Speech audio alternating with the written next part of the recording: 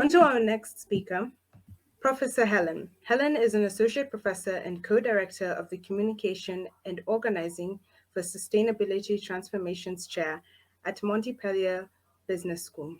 Her research explores the roles of language, meaning, and legitimation dynamics in the sustainability transformation of our societies.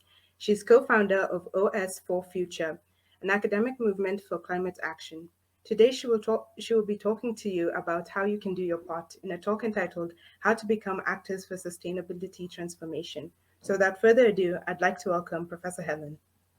Hello everyone, very happy to be here today. So my name is Dr. Helen Etchanchu. I'm Associate Professor at Montpellier Business School and Co-Director of the Communication and Organizing for Sustainability Transformation Research Chair. I'm also co-founder of Organization Scientists for Future, which is an academic advocacy movement for climate action. So today I will be talking about how we can become actors for sustainability transformation and start with a brief overview of what are current barriers to climate action. So we see that there's an increasing awareness action gap. So people, and specifically youth, for example, in Europe, 96% answered to a special Eurobarometer questionnaire that they think that climate change is a serious problem. So people are increasingly aware of climate change and worried about climate change, but we are very slow to act. This is due to several reasons. Some of them are listed here. So we feel doomed and we feel overwhelmed by the complexity of this challenge of climate change. We don't really know what to do. We also point fingers at each other.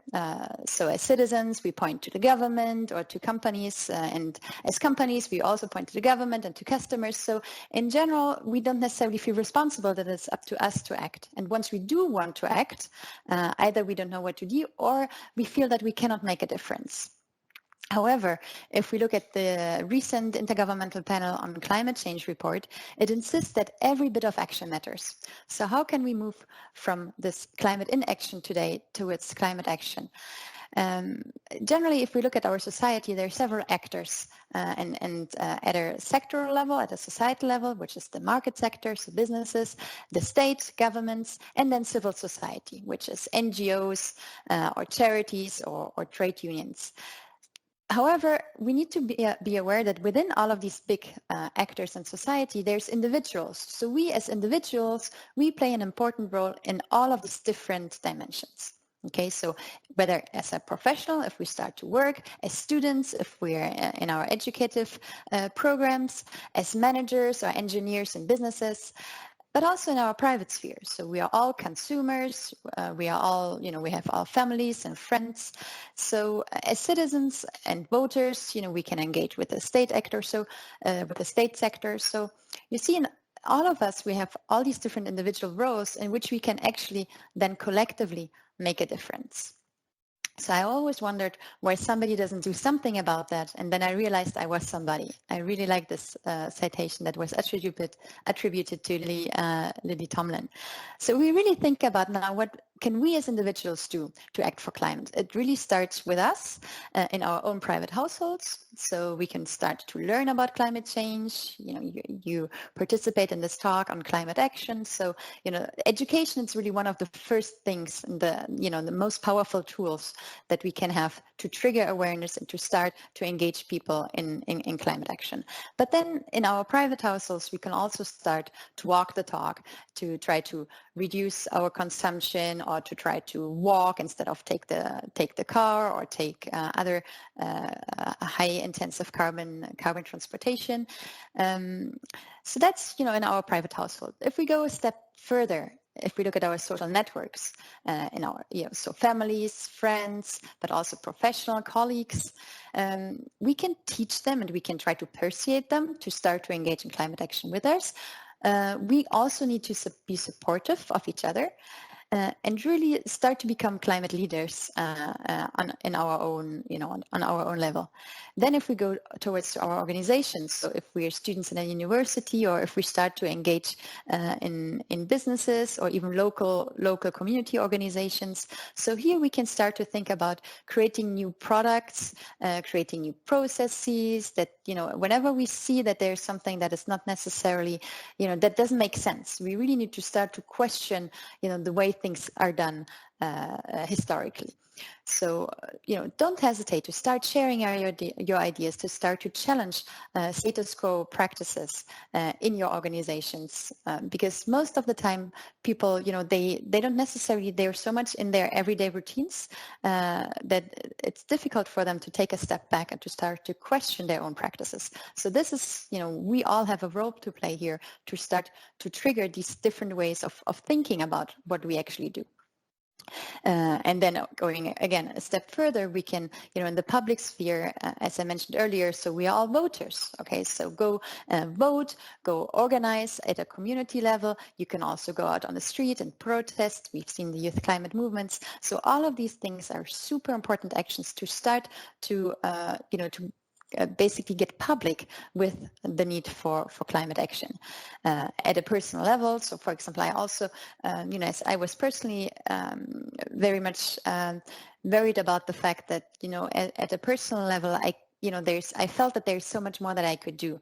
So I tried to do this also in my personal household with my family and educating my children, teaching to my students, being a researcher and teacher at a university.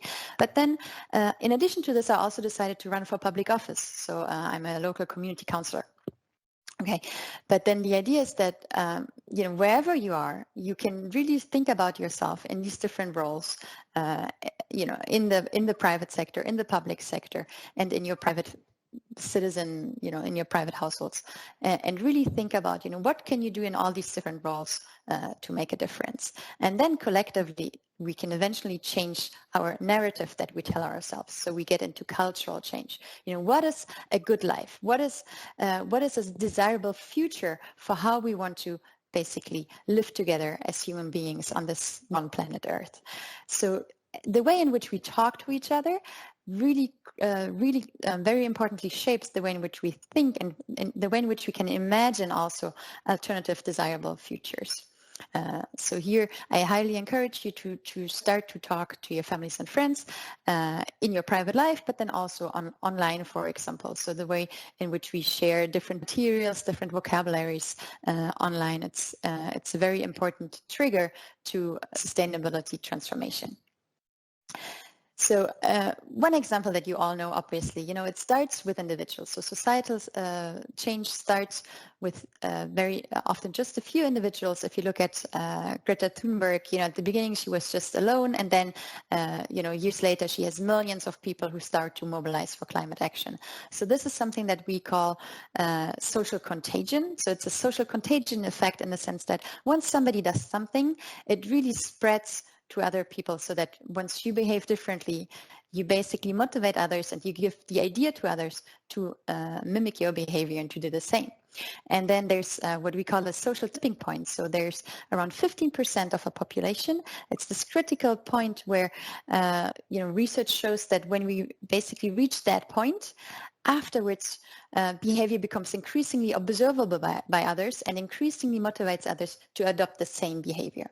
So this is then how we can eventually, moving from individual level action and individual behaviors, how we can favor and trigger societal level and, systemic behavioral change. So as I said, it starts with you. It starts to, talk to your family and friends, because just as our behavior, also ideas, they spread from one person to the next. So societal change really starts with the individual. So, don't feel that you cannot make a difference. It's only you who can make a difference. So it's only individuals that can make a difference wherever we are. We don't need to be the president of a country to be able to make a difference. So, very much inspired by our big gurus, Mahatma Gandhi and Nelson Mandela, to be the change that you wish to see in the world. And don't give up. It always seems impossible until it is done. And then, as you know, so I'm co-director of the co-chair on communication. So just this very, very small slide here that I would like to share with you in terms of how can we best communicate. So once you start to engage with family, friends, with colleagues, talking about climate change, it's very tough. And usually right now, it's kind of alarmist messages, very negative emotions that are being triggered. So, just to give you a few tools of how to best communicate about climate change. So first, we need to build confidence. So we know that there's overwhelming evidence that humans are part of the problem. So basically, human activities, they cause climate change. So once we have this confidence in scientific research, then we can basically say, well, what's the evidence for this? And if you look around, you see that, wherever you are on this planet, we already witness record-breaking natural catastrophes and biodiversity loss that affects our lives and our homes. Again, wherever we are on this planet to different degrees. Then we need to understand, so, where does this come from and what can we do about this? So we understand that it's ecosystems that are disturbed by increasing greenhouse gas emissions, so mostly CO2 emissions that basically are triggered by human activities related to industry, to transport, agriculture, and to our construction sector. So once we have this understanding that humans are part of the problem, we need to stay positive and understand that we are also part of the solutions. Okay, so climate action is essential for us in order to survive, in order to thrive on this planet. But we need to be aware that we need to stay positive as we communicate about these things. And really, again, we are all empowered to make a difference.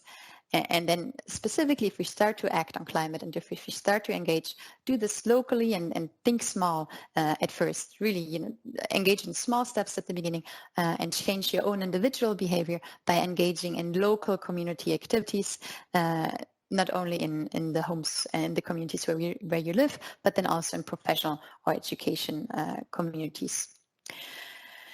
So one example, maybe you've heard of already, it's the transition town movements, but then also in Brazil we have the Buen Vivir. So there are a lot of local movements in terms of trying to do things differently and trying to live a better life.